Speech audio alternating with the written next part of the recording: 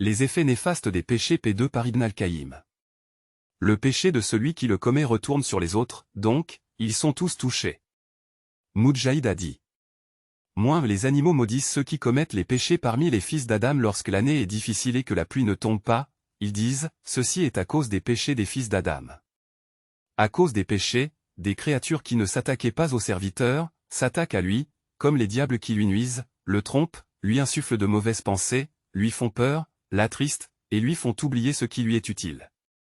Les diables parmi les hommes lui nuisent aussi pendant son absence et sa présence, ainsi que sa famille, ses servants, ses enfants et ses voisins, un pieux prédécesseur disait. Lorsque je désobéis à Allah, je connais cela dans le comportement de ma femme et de ma monture. En effet, tous les malheurs qui nous atteignent, les châtiments, l'insécurité et la corruption très avancée dans notre société sont tous le fruit de nos péchés. Le Coran dit. Tout ce qui vous atteint comme malheur vous ne le devez qu'aux acquis de vos propres mains et il pardonne bien des choses.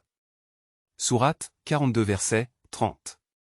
Chers musulmans, lorsque les serviteurs changent l'obéissance d'Allah en désobéissance, son remerciement par l'ingratitude, les causes de sa satisfaction par les causes de sa colère, Allah changera sans nul doute les bienfaits dans lesquels ils vivent.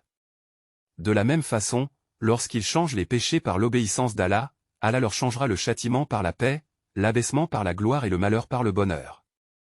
Allah dit à cet effet.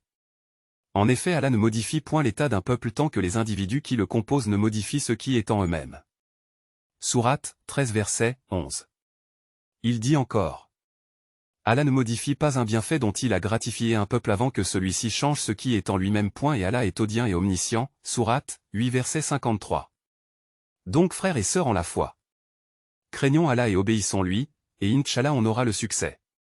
Que le Tout-Puissant, le Pardonneur, nous pardonne nos péchés et nous maintienne sur le droit chemin.